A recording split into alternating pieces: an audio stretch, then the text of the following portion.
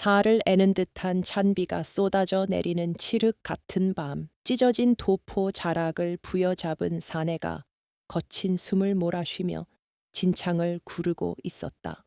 어둠 속에서 번뜩이는 서슬퍼런 칼날들이 그의 등 뒤를 맹수처럼 쫓고 있었고 빗물과 섞인 비릿한 피냄새가 코끝을 진동했다. 당대 최고의 관상가라 불리던 천우는 벼랑 끝으로 몰린 들개처럼 처절하게 기어 인적 드문 산골짜기 폐허가 된 헛간 안으로 간신히 몸을 던졌다. 이대로 죽을 수는 없다. 하늘의 이치를 깨우친 내가 어찌 이토록 허망하게 목숨을 잃는단 말인가. 터져나오는 신음을 억누르며 그는 어둠 속에 웅크려 벌벌 떨었다. 왼쪽 어깨에 깊이 박힌 표창에서 흘러나온 검붉은 피가 빗물과 섞여 썩은 볏짚 사이로 스며들고 있었다. 귓가를 찢을 듯한 천둥 소리가 울려 퍼지고 썩은 나무 기둥이 위태롭게 삐걱거리는 소리만이 헛간 안을 가득 채웠다. 추격자들의 거친 발자국 소리가 헛간 밖을 맴돌다 멀어지자 천우는 그제야 극도의 긴장감 속에서 잠시 숨을 고를 수 있었다. 그러나 안도감도 잠시, 그의 예민한 오감은 곧바로 기묘한 위화감을 감지했다. 축축하고 곰팡내 나는 볏짚 더미 구석에서 미세하지만 일정한 숨소리가 들려오고 있었던 것이다. 그것은 짐승의 숨소리라기엔 너무나 고요했고 사람의 컷이라기엔 기척이 너무나 은밀했다. 천우는 소매 속에 감추어둔 비수를 움켜쥐고 숨소리가 들려오는 어둠 속을 노려보았다. 그곳에 누가 있는가 모습을 드러내라. 피 묻은 입술을 깨물며 낮게 으르렁거리는 그의 목소리에는 두려움과 살기가 동시에 서려 있었다. 바로 그 찰나였다. 하늘이 갈라지는 듯한 굉음과 함께 섬광 같은 번갯불이 헛간 내부를 대낮처럼 환하게 비추었다. 찰나의 빛이 스쳐 지나간 그 짧은 순간 천운의 심장은 멎는 듯했다. 헛간의 가장 깊숙하고 더러운 구석, 소똥과 썩은 짚이 뒤엉킨 오물 더미 위에 한 소년이 웅크리고 있었다. 흙먼지와 때로 범벅이 된 누더기 옷을 걸친 채 발목에는 묵직한 쇠사슬이 채워져 있는 비루한 노비 아이였다. 하지만 천운을 충격으로 몰아넣은 것은 아이의 비참한 몰골이 아니었다. 번갯불이 번쩍이는 순간 아이의 더러운 머리칼 사이로 드러난 그 얼굴. 그 기묘하고도 압도적인 이목구비였다. 천우는 쥐고 있던 비수를 바닥에 떨어뜨리고 말았다. 그것은 인간의 얼굴을 한 용의 형상이었다. 천우는 평생을 걸쳐 수천, 수만의 얼굴을 보아왔지만 이토록 강렬한 기운을 내뿜는 관상은 단 한 번도 본 적이 없었다. 아이의 이마는 하늘을 떠받치는 태산처럼 넓고 평탄했으며 그 중심에서는 해와 달을 품은 듯한 기운이 은은하게 뿜어져 나오고 있었다. 무엇보다 아이의 두 눈은 깊이를 알 수 없는 시면처럼 맑고 고요하면서도 그 안에는 만물을 굽어 살피는 제왕의 서슬 퍼런 위엄이 서려 있었다. 어찌 이런 곳에 천운의 입에서 믿을 수 없다는 듯한 탄식이 새어나왔다. 용의 눈동자와 호랑이의 눈썹 그리고 하늘의 명을 받은 자만이 지닐 수 있다는 자색 기운이 소년의 얼굴 전체를 휘감고 있었던 것이다. 어둠이 다시 헛간을 집어삼켰지만 천운의 머릿속에는 방금 전 보았던 아이의 얼굴이 불도장처럼 선명하게 각인되어 있었다. 천년에 한 번, 아니 나라가 세워질 때 단 한 번 등장한다는 완벽한 제왕의 관상이었다. 천하를 호령하고 만백성을 어루만질 성군의 상이 어찌하여 금수만도 못한 취급을 받는 최하층 천출 노비의 껍질을 쓰고 있단 말인가. 극심한 혼란과 경외감이 천운의 온몸을 전율케 했다. 그가 당대 최고의 권력자였던 류의정의 관상을 보고도 그 천박함에 고개를 저었던 것은 바로 언젠가 마주하게 될 진정한 하늘의 얼굴을 기다려왔기 때문이었다. 그러나 그 얼굴이 짐승의 우리 같은 이 폐허에서 발견될 줄은 꿈에도 몰랐다. 다치셨소이까? 어둠 속에서 낮고 차분한 목소리가 들려왔다. 변성기도 지나지 않은 앳된 소년의 목소리였으나 그 울림에는 나이를 가늠할 수 없는 깊은 무게감이 실려 있었다. 아이는 발목에 쇠사슬을 절그럭거리며 천운의 곁으로 다가왔다. 아이의 손에는 빗물이 담긴 깨진 사발과 어디서 구했는지 모를 더러운 약초 뭉치가 들려 있었다. 피 냄새가 진동을 합니다. 이것을 상처에 바르시지요. 아이가 내민 손은 굳은 살이 박이고 흙투성이었지만 천우는 그 손에서 뿜어져 나오는 따스하면서도 거역할 수 없는 기운에 압도되어 멍하니 약초를 받아들었다. 아이의 눈빛은 공포에 질린 도망자를 바라보는 것이 아니라 길을 잃은 불쌍한 짐승을 연민하는 듯한 눈빛이었다. 천우는 떨리는 손으로 상처에 약초를 지시겨 바르며 아이를 다시금 관찰했다. 아이의 목덜미에는 붉게 달궈진 인두로 지져진 노비의 낙인이 선명하게 박혀 있었다. 이 지역을 장악한 잔인한 사대부 조대감의 노비라는 증표였다. 그럼에도 아이의 등줄기는 곧게 펴져 있었고 어둠 속에서도 형형하게 빛나는 눈빛은 결코 자신의 비참한 운명에 굴복하지 않은 자의 것이었다. 너의 이름이 무엇이냐? 부모는 어디에 있느냐? 천우는 자신도 모르게 아이에게 경어를 쓰고 있었다. 천출 노비에게 당대 최고의 관상가가 허리를 굽히고 예를 갖추는 기이한 상황이었으나 천운에게는 그것이 너무나 당연하게 느껴졌다. 이름 따위는 없습니다. 다들 저를 개똥이나 무명이라 부릅니다. 부모의 얼굴은 기억조차 나지 않습니다. 철이 들었을 때부터 저는 조대감 대에게 외거노비로 짐승처럼 일하며 살았습니다. 아이의 담담한 대답에 천운의 가슴이 철렁 내려앉았다. 이름조차 없는 무명, 개똥이라 불리는 아이. 천우는 하늘을 향해 소리 없는 비명을 질렀다.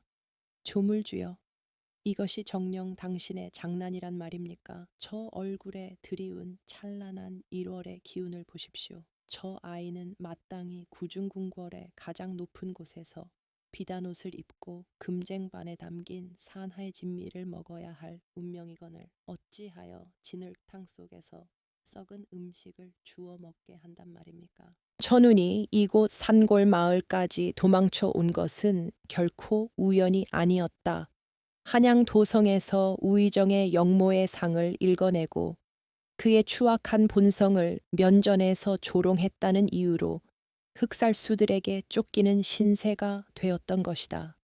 천하에 명운이 걸린 시기였다. 병약한 임금은 후사 없이 쓰러져 가고 있었고 조정은 간신배들의 탐욕으로 썩어 문드러져 백성들의 삶은 도탄에 빠져 있었다. 전우는 하늘의 뜻을 읽는 자로서 절망에 빠져 있었다. 이 썩어 빠진 나라를 구원할 진정한 용은 어디에 있는가? 한탄하며 죽음을 예감하던 그 순간 기적처럼 그의 눈앞에 노비 아이가 나타난 것이다. 배가 고프시지요. 제 몫에 감자가 하나 남았습니다. 무명이 품속에서 반쯤 썩은 감자 하나를 꺼내어 반으로 쪼개더니 성한 부분을 천운에게 내밀었다. 자신은 썩어 문드러진 나머지 반쪽을 아무렇지도 않게 베어 물었다.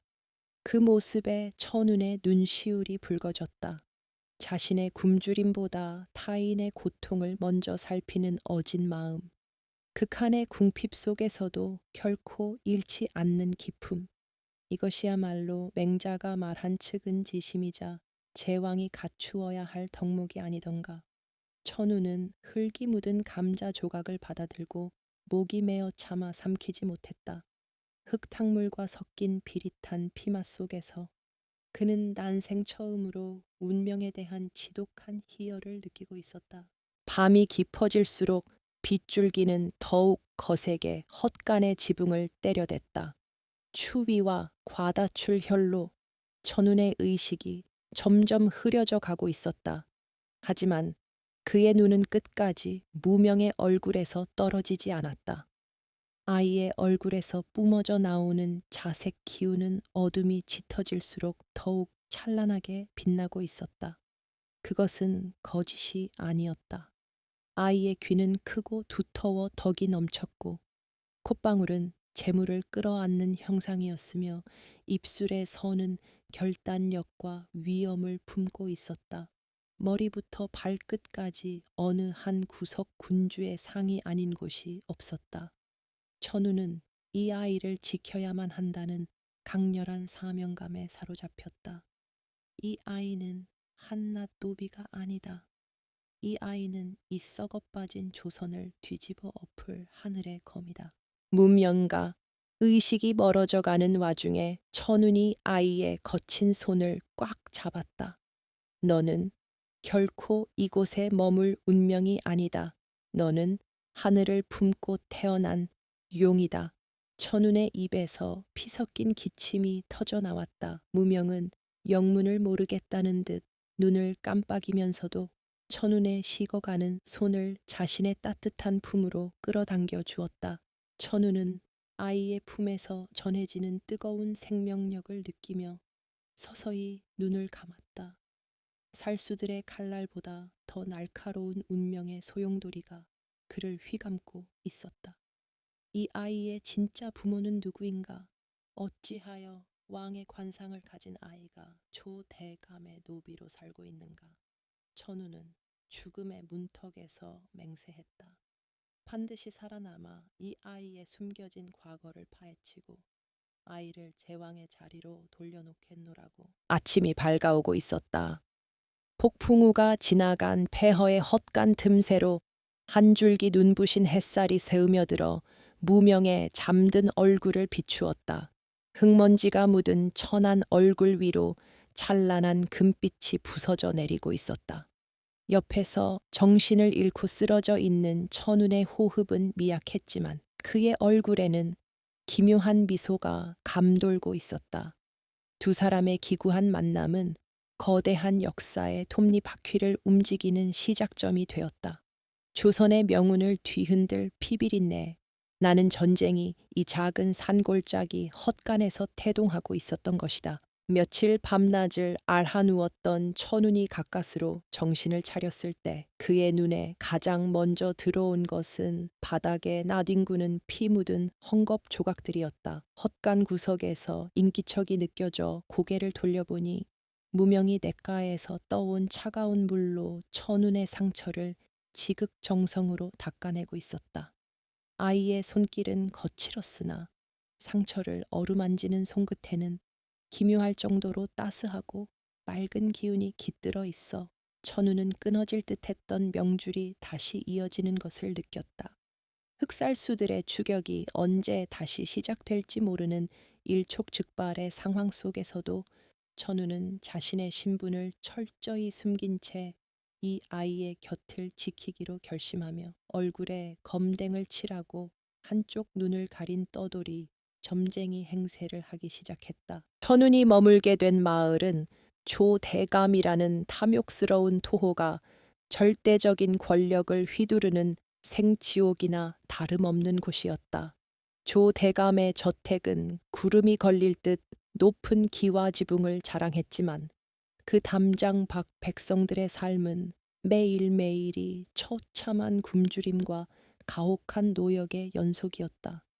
천우는 낡은 갓을 깊게 눌러쓰고 마을 어귀의 주막 평상에 걸터 앉아 탁주 한 사발을 앞에 둔 채 조대감의 저택으로 이어지는 오르막길을 예리한 눈빛으로 주시했다. 저택의 거대한 소슬대문 안쪽에서부터 메타작을 당하는 노비들의 비명소리와 살이 찢어지는 듯한 채찍 소리가 뙤약볕을 뚫고 끝없이 흘러나오고 있었기 때문이다. 그 아비규환의 지옥도 한가운데 자기 몸집보다 2배는 더 큰 통나무를 어깨에 짊어지고 비틀거리는 무명의 모습이 천운의 눈에 들어왔다. 땡볕에 그을린 아이의 등은 땀과 흙먼지로 범벅이 되어 있었고 낡은 삼벗 틈새로 보이는 마른 어깨에는 겹겹이 쌓인 피멍이 시퍼렇게 물들어 있었다. 하지만 짐승처럼 4발로 기어 통나무를 옮기는 와중에도 무명의 고개는 결코 땅으로 처지는 법이 없었다. 그 참혹한 고통 속에서도 아이의 눈동자는 깊은 산속의 맑은 옹달샘처럼 흔들림이 없었고 오히려 그 고요한 눈빛 속에는 세상을 꿰뚫어 보는 듯한 비범한 광채가 번뜩이고 있었다. 이놈, 개똥아 동작을 빨리 하지 못할까. 악에 바친 목소리와 함께 조대감 댁의 악랄한 마름이 휘두르는 소가죽 채찍이 무명의 등짝을 무자비하게 후려갈겼다. 채찍이 허공을 가를 때마다 씩씩거리는 소름 끼치는 파공음이 울려 퍼졌고 아이의 등에서는 선혈이 튀어 올랐다. 보통의 아이였다면 바닥을 구르며 살려달라 애원했으련만 무명은 그저 입술을 꽉 깨물고 신음 하나 내뱉지 않은 채 묵묵히 통나무를 지고 걸음을 내디뎠다. 멀리서 그 모습을 지켜보던 천우는 자신의 오장육부가 다 찢겨나가는 듯한 고통을 느끼며 소매 속에 감춘 주먹을 피가 나도록 꽉 쥐었다.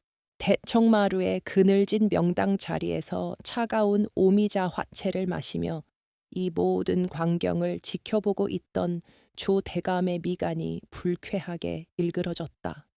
그는 돼지처럼 살이 찐 몸을 뒤척이며 부채질을 하다가 무명이 매를 맞으면서도 고개를 꼿꼿이 세우고 있는 모습을 보며 기분 나쁜 한기를 느꼈다. 저 미천한 놈의 눈가를 보아라. 매를 맞고 있는 노비 주제에 어찌하여 나를 내려다보는 듯한 오만한 눈빛을 한단 말이냐. 조 대감의 곁에서 아첨을 떨던 기생이 웃음을 터뜨리며 맞장구를 쳤지만 조 대감의 가슴 속에서는 이유를 알 수 없는 본능적인 두려움과 살기가 동시에 꿈틀거리고 있었다. 조 대감은 본래 천출로 태어나 온갖 모략과 뇌물로 사대부의 신분까지 돈을 주고 산 자였다.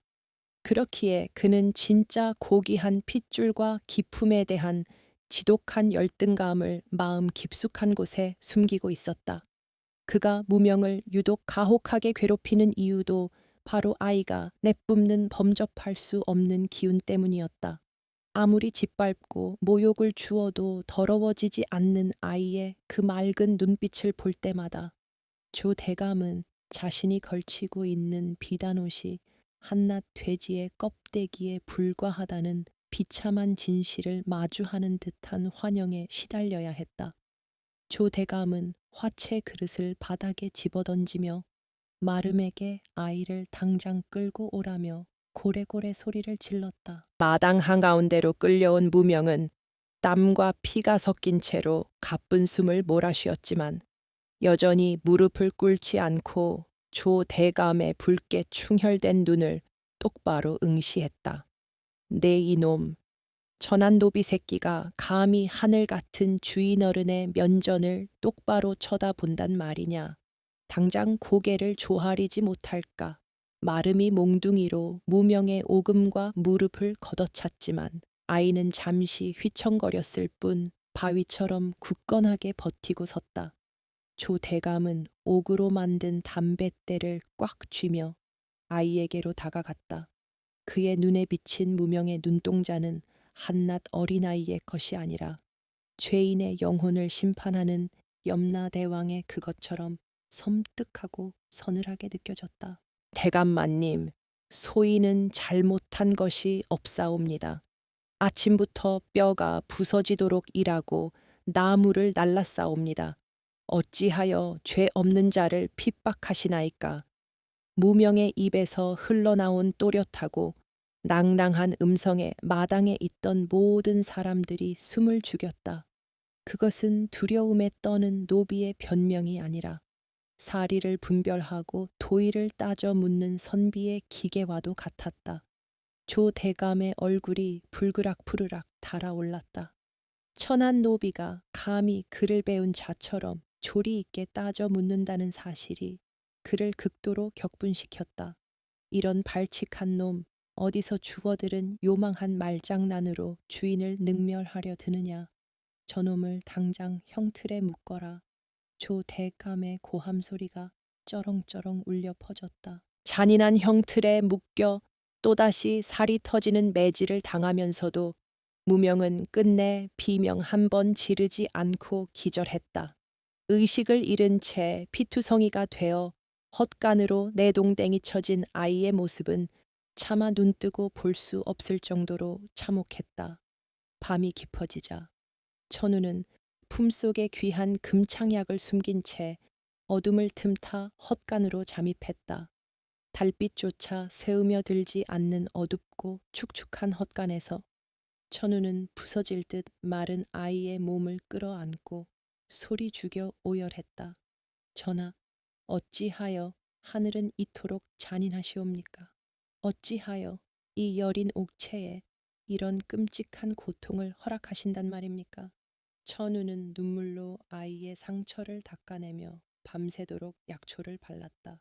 정신을 차린 무명은 자신을 보살피는 천운을 보며 희미하게 웃어 보였다.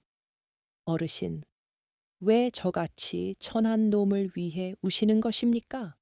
노비가 매를 맞는 것은 숨을 쉬는 것만큼이나 당연한 일입니다. 아이의 그 담담한 한마디가 천운의 가슴을 더욱 날카롭게 후벼 팠다. 아니다. 네가 당하는 고난은 결코 당연한 것이 아니다.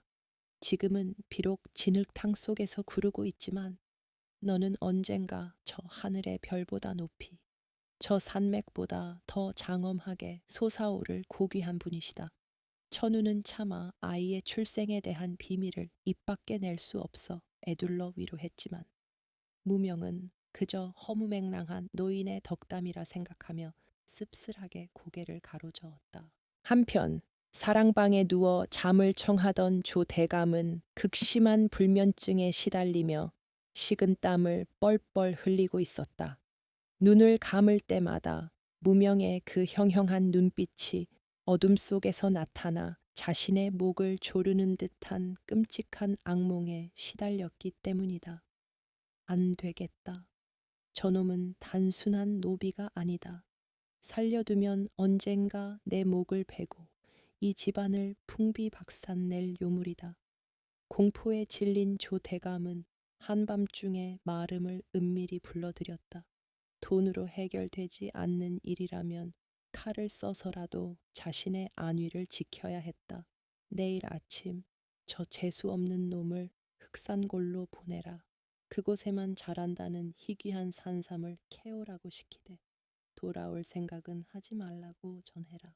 흑산골은 낮에도 식인 호랑이와 들가의 떼가 출몰하여 사냥꾼들조차 얼씬도 하지 않는 죽음의 골짜기였다. 어린 무명을 그곳으로 보낸다는 것은 맹수의 먹이로 던져주는 것과 다름없는 명백한 살인짓이었다. 마름은 조 대감의 비열한 눈빛에서 묻어나는 섬뜩한 살기에 몸서리를 치면서도 감히 거역하지 못하고 고개를 조아렸다. 문 밖에서 이 모든 밀담을 엿듣고 있던 천우는 싸늘하게 식은 눈빛으로 어둠 속에 녹아들었다. 감히 하늘의 기운을 품은 성군을 호랑이 아가리에 밀어 넣으려 하다니 내 놈들의 그 추악한 탐욕이 결국 너희들의 명주를 끊게 될 것이다.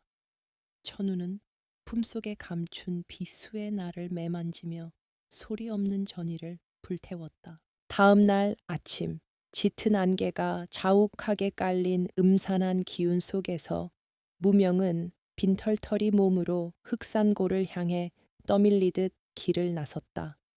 아이의 손에는 부러진 낫 한 자루와 빈 망태기만이 들려 있을 뿐이었다.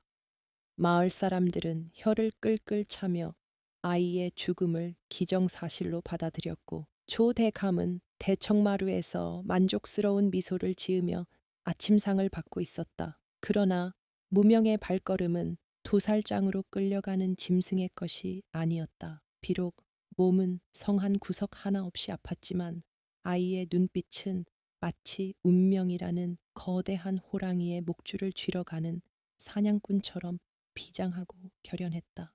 그 작은 뒷모습을 보며 천운 역시 그림자처럼 조용히 아이의 뒤를 밟기 시작했다. 흑산골로 들어서는 초입, 서늘한 산바람이 불어오며 나무들이 괴물처럼 일렁이기 시작했다. 낮이라 믿기 힘들 정도로 빽빽한 나무 그림자가 햇빛을 집어삼켰고 어디선가 피냄새를 맡은 짐승들의 울음소리가 메아리 쳤다.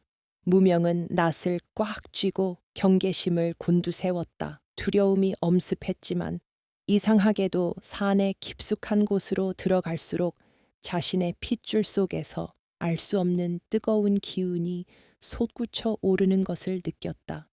그것은 공포를 넘어선 지배욕, 야생의 기운을 굴복시키려는 제왕의 본능이었다. 천우는 멀찍이 서 바위 뒤에 몸을 숨긴 채 아이의 몸에서 뿜어져 나오는 그 경이로운 자색 기운을 황홀경에 빠진 듯 바라보고 있었다. 그때였다. 바스락거리는 소리와 함께 숲의 어둠 속에서 번뜩이는 안광들이 하나둘씩 모습을 드러냈다. 굶주린 늑대 무리가 무명을 포위하고 서서히 포위망을 좁혀오고 있었다. 으르렁거리는 짐승들의 살기가 계곡을 가득 메웠고 무명의 이마에서는 차가운 땀방울이 흘러내렸다. 천우는 비수를 빼들고 언제든 뛰쳐나갈 준비를 하며 숨을 멈추었다. 하지만 절체절명의 순간 무명이 부러진 낫을 땅에 꽂고 늑대들의 우두머리를 향해 한 걸음 내디디며 포효했다. 비켜라, 이 산의 주인은 너희가 아니다. 어린아이의 목소리라고는 믿을 수 없는 거대한 울림이 사냐를 진동시켰고 순간적으로 늑대들이 주춤거리며 뒷걸음질을 치는 기이한 현상이 벌어졌다. 시련의 골짜기에서 무명은 노비의 껍질을 찢고 진정한 용의 발톱을 드러내기 시작한 것이다. 흑산골의 메마른 대지를 뒤흔들었던 무명의 포효가 잦아들자 숲에는 기괴한 정적이 감돌았다. 피에 굶주려 안광을 번뜩이던 늑대 무리는 아이의 몸에서 뿜어져 나오는 설명할 수 없는 위압감에 짓눌려 꼬리를 말고 뒷걸음질 치기 시작했다.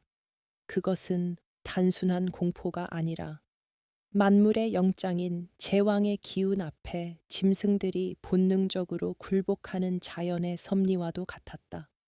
바위 뒤에서 숨을 죽인 채 이 광경을 지켜보던 천운의 온몸에 소름이 돋았다.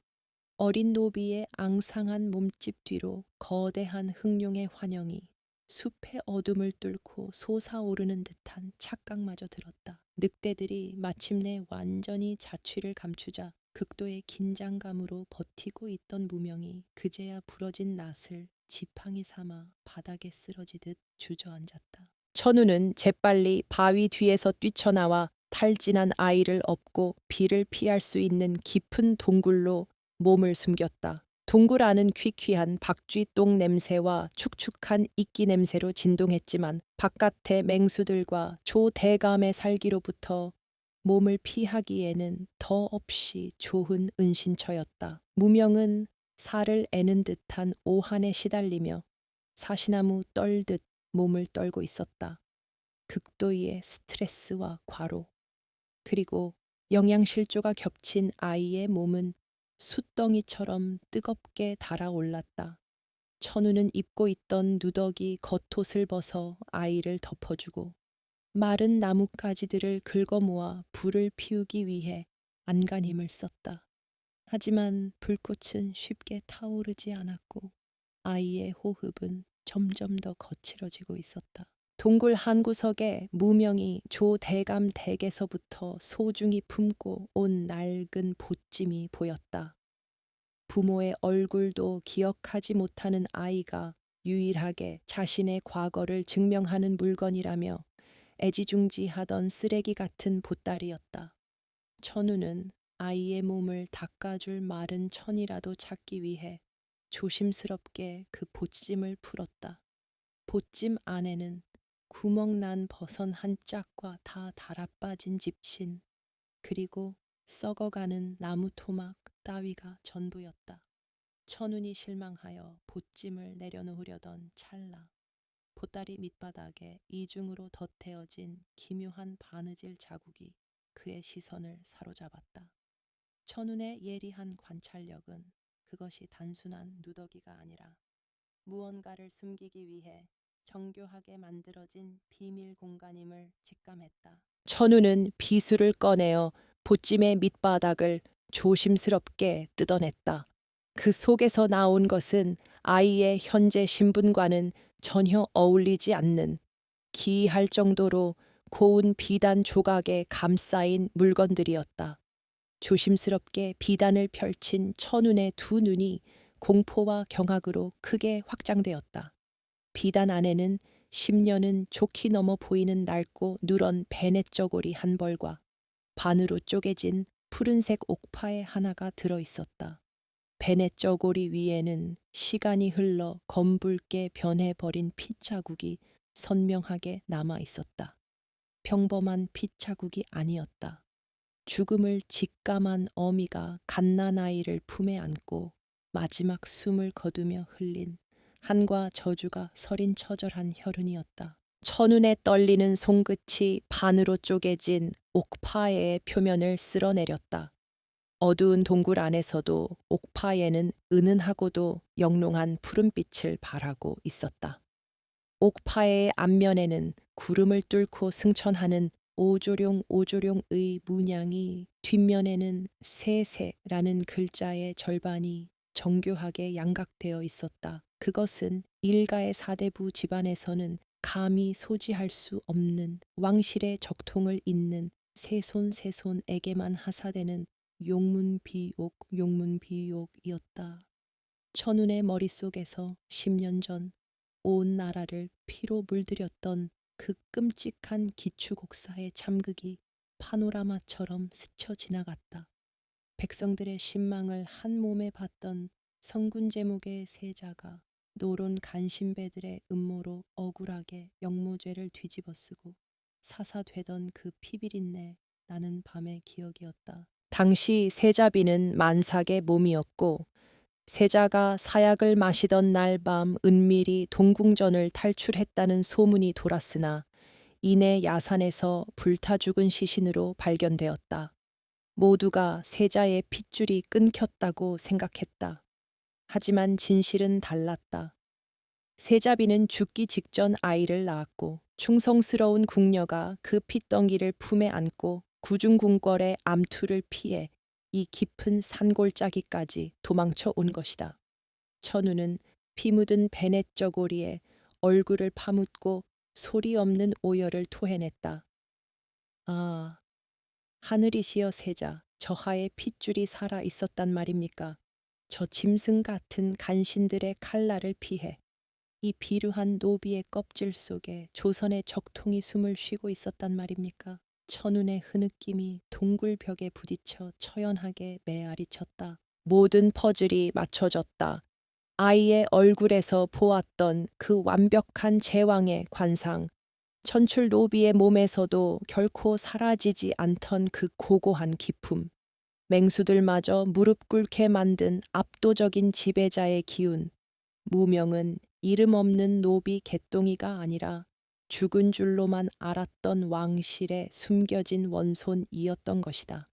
천우는 잠들어 있는 무명의 거친 손을 부여잡고 뜨거운 눈물을 흘렸다. 이 아이가 겪어야 했던 그 끔찍한 고난과 모멸, 채찍질과 굶주림은 모두 망해가는 이 나라를 다시 일으켜 세울 진정한 군주를 단련시키기 위한 하늘의 혹독한 시험이었다. 천우는 무명의 흙 묻은 이마에 조심스럽게 이마를 맞대며 마음속으로 피의 맹세를 새겼다. 나의 목숨을 바쳐서라도 이 태양을 지켜내리라. 이 아이를 반드시 옥좌 위로 돌려놓으리라고. 그러나 운명의 소용돌이는 그들에게 슬퍼할 시간조차 허락하지 않았다. 같은 시각 흑산골 아래 조 대감의 저택 마당에는 피비린내 나는 살기가 소리 없이 스며들고 있었다. 검은 삿갓을 깊게 눌러쓰고 칠흑 같은 무복을 입은 사내들, 중앙조정의 권신들이 은밀히 키워낸 살인귀 집단 흑살수들이 들이닥친 것이다. 그들의 우두머리인 독사는 뱀처럼 차갑고 번뜩이는 눈빛으로 툇마루에 앉아 있는 조 대감을 내려다 보았다. 10년 전 도망친 궁녀의 행방을 쫓아 여기까지 왔다. 그년이 남긴 사내 아이가 이 마을 어딘가에 숨어 있을 것이다. 당장 찾아내지 못하면 내 놈의 목부터 칠 것이다. 독사의 목소리는 마치 지옥에서 들려오는 저주처럼 건조하고 섬뜩했다. 조 대감은 사시나무 떨듯 몸을 떨며 바닥에 납작 엎드렸다. 돈과 권력으로 이 지역의 왕 노릇을 해왔지만 한양에서 내려온 진짜 권력의 사냥개들 앞에서는 한낱 초라한 지방 토후에 불과했다. 조 대감의 머릿속이 빠르게 돌아갔다. 궁녀가 남긴 사내 아이, 10살 남짓의 나이, 그리고 범상치 않은 기운. 순간 조 대감의 뇌리에 흑산골로 밀어 넣어버린 무명의 얼굴이 번개처럼 스쳐 지나갔다. 언제나 자신을 깔보는 듯했던 그 오만한 눈빛, 천출의 몸뚱어리에 갇혀있던 그 불길한 제왕의 기운, 그 미천한 노비놈이 바로 멸문지화를 당한 세자의 숨겨진 아들이었다니. 경악과 공포가 동시에 조 대감의 심장을 옥죄어 왔다. 그 아이라면 제가 알고 있사옵니다. 조 대감은 살기 위해 다급하게 소리쳤다. 오늘 아침 건방진 노비놈 하나를 흑산골로 보냈는데 그놈이 바로 나리들께서 찾으시는 그놈인 것 같사옵니다. 조 대감의 자백에 독사의 눈이 기괴하게 휘어졌다. 흑산골이라 제 발로 무덤을 찾아 들어갔단 말이로군. 독사가 손짓하자 마당을 가득 메우고 있던 수십 명의 흑살수들이 소리 없이 몸을 날려 산을 향해 사라지기 시작했다. 그들의 움직임은 마치 바람결에 날리는 검은 낙엽처럼 은밀하고도 치명적이었다. 조 대감은 바닥에 주저앉아 멍하니 산을 바라보며 자신이 방금 조선의 역사를 뒤흔들 거대한 재앙의 도화선에 불을 붙였음을 직감했다. 흑산골 동굴 안 천운의 감각이 극도로 곤두섰다. 수십 년간 생사의 고비를 넘나들며 단련된 그의 본능이 산 아래에서부터 밀려오는 거대한 살기를 감지한 것이다. 그것은 아침에 마주했던 늑대 떼의 살기와는 차원이 다른 오직 사람을 죽이는 것만을 목적으로 훈련된 전문적인 살수들의 기운이었다. 숲의 새들이 일제히 날아오르고 계곡의 물소리마저 숨을 죽인 듯 고요해졌다. 천우는 자고 있는 무명을 흔들어 깨웠다. 저하, 일어나셔야 합니다. 사냥개들이 냄새를 맡았습니다. 천운도 모르게 그의 입에서 저하라는 존칭이 튀어나왔다. 몽롱한 정신으로 눈을 뜬 무명은 천운의 낯선 호칭과 굳은 표정에 심상치 않은 일이 벌어졌음을 직감했다. 천운은 무명의 보찜을 다시 단단히 동여매어 아이의 등에 지워주었다. 그리고 품에서 금창약을 꺼내어 아이에게 건넸다. 무슨 일이 있어도 이 산을 넘으셔야 합니다. 저는 여기서 놈들의 발목을 잡겠습니다. 천운의 비장한 목소리에 무명이 고개를 저었다. 어르신을 두고 저 혼자 도망칠 수는 없습니다. 죽어도 같이 죽고 살아도 같이 살 것입니다. 아이의 눈빛은 한치의 흔들림도 없었다. 그것은 은혜를 저버리지 않는 군자의 의리이자 백성을 버리고 혼자만 살지 않겠다는 제왕의 책임감이었다. 천우는 감격에 겨워 미소를 지으면서도 단호하게 말했다. 천하의 명운이 저하의 어깨에 걸려 있습니다. 부디 이 늙은이의 마지막 충심을 거두어 주시옵소서. 동굴 밖에서 나뭇가지가 밟히는 미세한 소리가 들려왔다. 이미 포위망이 완성된 것이다. 칠흑 같은 어둠 속에서 번뜩이는 암살자들의 칼날이 동굴 입구를 향해 서서히 좁혀져 오고 있었다. 천우는 소매 속에 감추어 두었던 비수 두 자루를 양손에 꼬나쥐고 동굴 입구를 향해 걸어 나갔다. 그의 등 뒤로 무명의 눈에서 뜨거운 눈물이 흘러내렸다. 노비로 살아온 10년의 세월 동안 한 번도 느껴보지 못한 누군가가 자신을 위해 목숨을 바치려 한다는 사실이 아이의 가슴 속 깊은 곳에 잠들어 있던 거대한 분노와 슬픔을 일깨우고 있었다. 흑산골의 깊은 밤, 역사의 물줄기를 바꿀 처절한 혈투의 서막이 오르고 있었다. 칠흑 같은 어둠이 깔린 흑산골의 밤, 나무십 하나 흔들리지 않는 기괴한 정막을 깨고 서늘한 파공음이 계곡을 갈랐다. 동굴 입구를 향해 소리 없이 좁혀오던 검은 그림자들 사이로 번뜩이는 칼날들이 달빛에 비쳐 뱀의 비늘처럼 번득였다.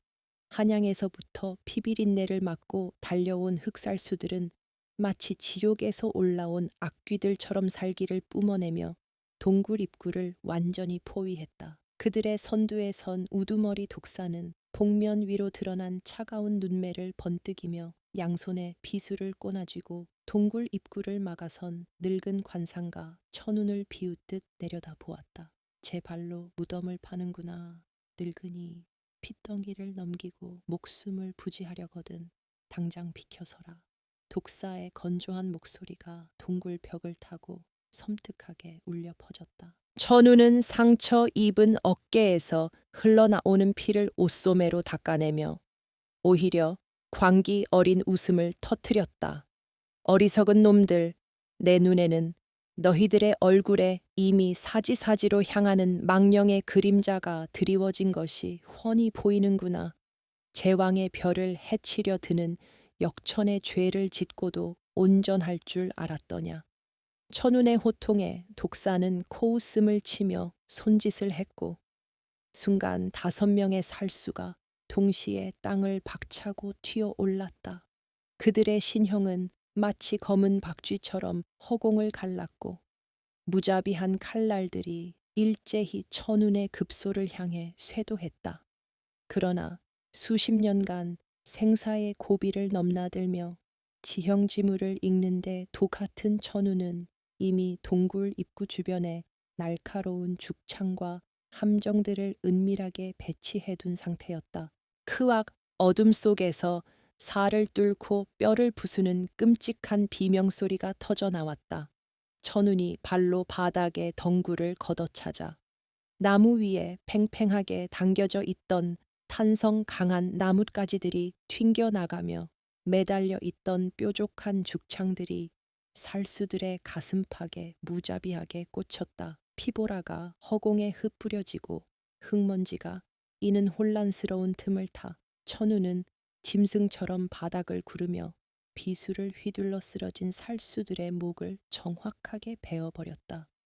피가 튀어 얼굴을 붉게 물들였지만 천운의 눈빛은 한 치의 흔들림도 없었다. 그는 자신의 생명을 태워 단 1초라도 더 이 시간을 끌어야만 아이를 살릴 수 있다는 일념 하나로 초인적인 힘을 발휘하고 있었다. 하지만 중과 부적이었다. 쓰러진 동료들의 시체를 밟고 더 많은 수의 살수들이 개미떼처럼 밀려들었다. 독사는 뒤로 물러서서 냉소적인 눈빛으로 부하들에게 쉴 새 없는 공격을 명했다. 쨍그랑거리는 쇳소리와 살이 찢어지는 파열음이 끊임없이 동굴 앞을 메웠다. 천우는 동굴 벽을 등지고 미친 듯이 칼을 휘둘렀으나 이미 체력의 한계에 다다른 노구는 점점 더 많은 상처를 입어가고 있었다. 옆구리를 깊게 베인 천운이 붉은 피를 토하며 한쪽 무릎을 꿇자 독사가 잔인한 미소를 지으며 검을 높이 치켜들었다. 하늘의 이치를 안다는 놈이 자신의 명이 여기서 끊기는 것은 몰랐던 모양이군. 잘 가거라. 검은 칼날이 천운의 목을 향해 무자비하게 떨어져 내렸다. 바로 그 찰나였다. 멈추어라. 그 더러운 칼을 당장 거두지 못할까. 쩌렁쩌렁한 호통 소리가 흑산골의 밤 공기를 찢어 발겼다.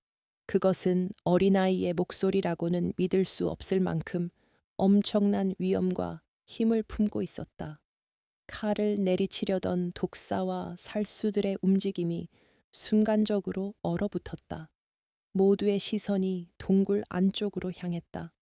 어둠을 뚫고 걸어 나오는 작은 그림자. 그 소녀는 더 이상 흙먼지를 뒤집어 쓴 비루한 노비 개똥이가 아니었다. 무명은 피투성이가 된 천운을 등 뒤로 감싸 안고 당당하게 가슴을 편 채 살수들을 똑바로 노려보고 있었다. 아이의 눈동자에서 뿜어져 나오는 서슬퍼런 분노는 마치 뇌성병력을 품은 흑룡의 눈빛과도 같았다. 독사는 자신도 모르게 한 걸음 뒷걸음질을 쳤다. 평생 사람을 죽여온 살수조차 압도당할 만큼 아이의 몸에서는 맹렬한 자색 기운이 아질한기처럼 피어오르고 있었다. 내 놈들이 찾는 자가 나 아니더냐. 감히 죄 없는 늙은이의 목숨을 탐하지 말고 나를 상대하거라. 무명은 품속에서 푸른빛을 발하는 반쪽짜리 옥패를 꺼내어 하늘 높이 치켜들었다. 구름을 뚫고 승천하는 오조룡의 문양이 달빛을 받아 영롱하게 빛났다. 나는 10년 전 억울하게 사사된 세자 저하의 피를 이은 이 나라의 원손, 이산이다 천륜을 저버린 간신들의 개가 되어 감히 왕실의 핏줄을 해치려 하느냐. 아이의 입에서 터져 나온 진정한 이름과 신부는 살수들의 심장을 벼락처럼 내리쳤다. 무명의 선언에 살수들 사이에서 미세한 동요가 일었다. 아무리 감정도 없이 길러진 살수라 할지라도 그들 역시 이 나라의 백성이요 하늘을 두려워하는 인간이었다. 왕실의 적통, 그것도 원손이라는 청음보다 무거운 무게감 앞에 그들의 칼끝이 미세하게 떨리기 시작했다. 하지만 독사는 이내 광기 어린 눈을 번뜩이며 검을 다시 고쳐 잡았다. 원손이라니 웃기는 소리, 저것은 흑산골에서 자란 유물이다. 저놈을 죽이지 못하면 우리가 죽는다. 당장 저 어린 것의 목을 베어 내 발밑에 가져오너라. 독사의 악에 바친 명령에 살수들이 다시금 눈에 핏발을 세우고 무명을 향해 돌진했다. 무명은 한치도 물러서지 않고 두 눈을 부릅뜬 차에 다가오는 죽음을 정면으로 마주했다. 그 절체절명의 순간 산 아래쪽에서부터 땅을 뒤흔드는 거대한 말발굽 소리와 함께 수백 개의 횃불이 흑산골의 어둠을 밀어내며 맹렬하게 솟아올랐다. 암행어사 출두야.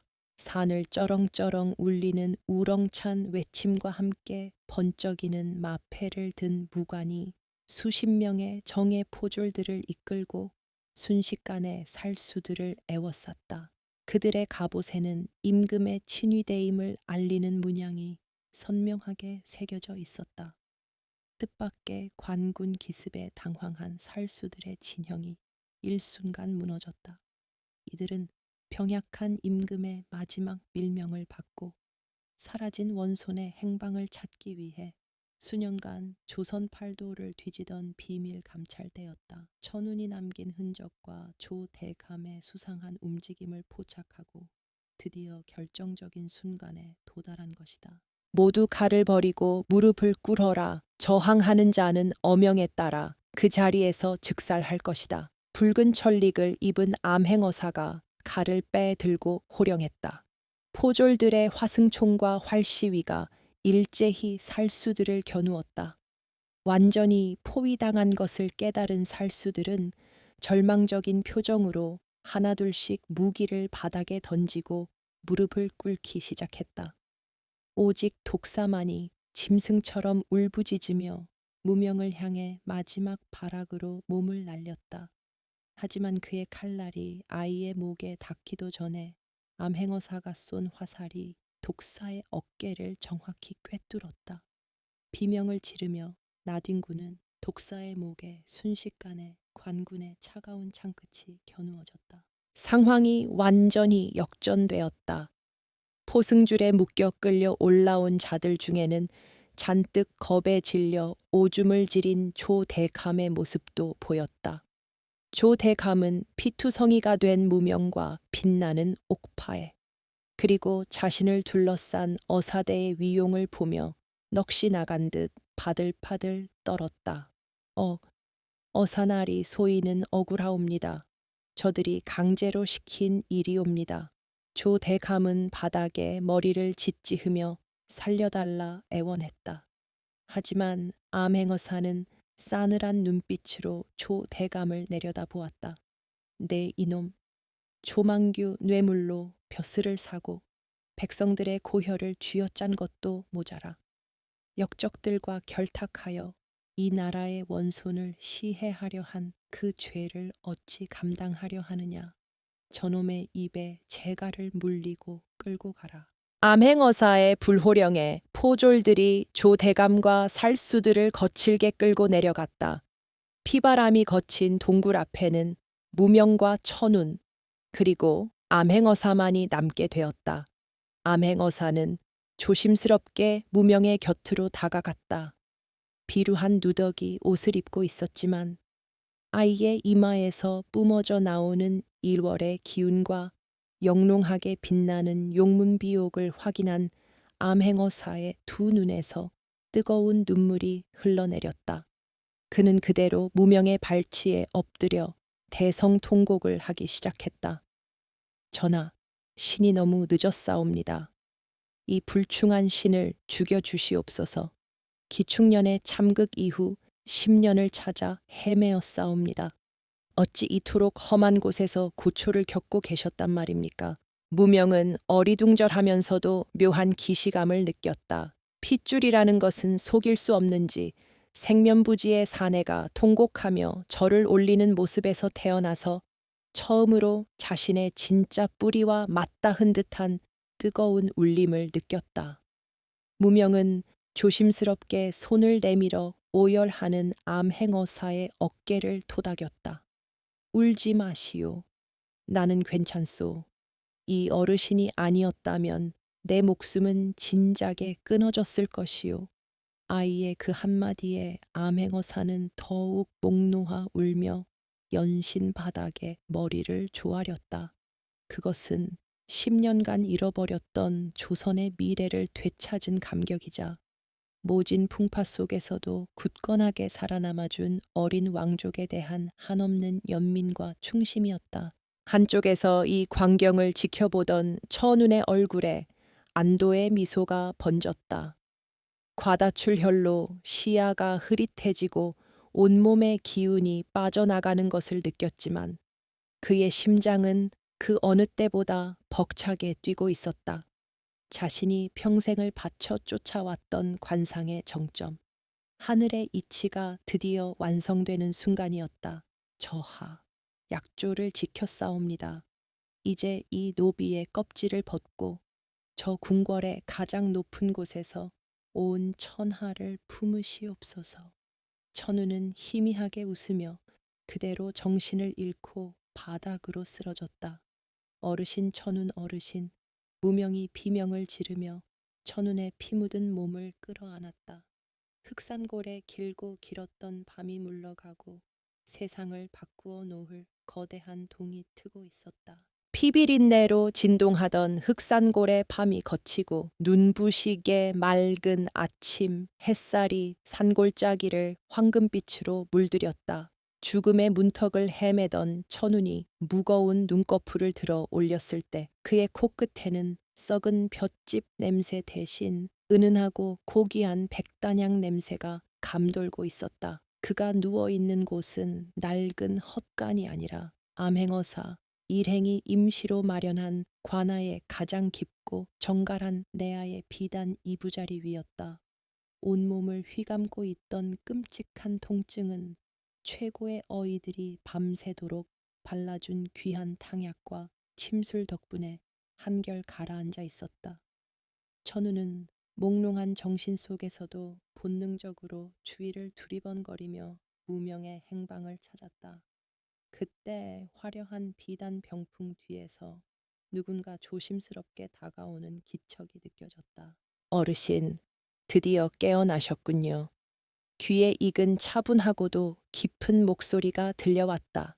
천운이 고개를 돌리자 그곳에는 흙먼지를 뒤집어 쓰고 썩은 감자를 씹어 먹던 비루한 노비 개똥이는 온데간데 없었다. 최고급 비단으로 지은 푸른 도포를 걸치고 머리에는 영롱한 옥관자를 단 채 준수한 이목구비에서 뿜어져 나오는 귀티를 감추지 못하는 한 소년이 천운의 곁에 무릎을 꿇고 앉아 있었다. 깨끗하게 씻어낸 소년의 얼굴은 마치 오랜 세월 진흙 속에 파묻혀 있던 백옥이 마침내 세상의 빛을 받아 본연의 광채를 바라는 듯 찬란했다. 소년의 이마에서 뻗어나온 일월의 기운은 더욱 뚜렷해졌고 제왕의 기품은 숨길 수 없이 흘러넘쳤다. 천우는 너무나 벅차오르는 감격에 눈물을 흘리며 자리에서 일어나 바닥에 머리를 조아리려 했다. 저하, 마침내 제자리를 찾으셨사옵니다. 소신, 이제 죽어도 여한이 없사옵니다. 그러나 무명, 아니 원손 이사는 재빨리 천운의 어깨를 감싸 안으며 그를 만류했다. 이러지 마십시오. 어르신은 저를 2번이나 살려주신 생명의 은인이십니다. 은인 앞에서 어찌 신분의 귀천을 따지겠습니까? 이산의 눈시울 역시 붉게 물들어 있었다. 비록 몸에는 화려한 비단옷을 걸쳤으나 10살 남짓한 어린 소년의 가슴 속에는 여전히 자신을 위해 피투성이가 되어 칼날을 막아선 늙은 관상가에 대한 한없는 애정과 감사가 뜨겁게 소용돌이치고 있었다. 관아의 앞마당은 그야말로 인산인해를 이루고 있었다. 마을 백성들은 물론이고 인근 고을의 수령들까지 소문을 듣고 구름처럼 몰려들었다. 10년 전 죽은 줄로만 알았던 세자 저하의 핏줄이 이 비루한 산골 마을에서 노비로 살아가고 있었다는 기적 같은 사실에 백성들은 모두 땅에 엎드려 통곡하며 하늘에 감사를 표했다. 암행어사와 호위무사들이 삼엄하게 경계를 서는 가운데 마당 한가운데에는 흉악한 포승줄에 묶인 죄인들이 무릎을 꿇고 있었다.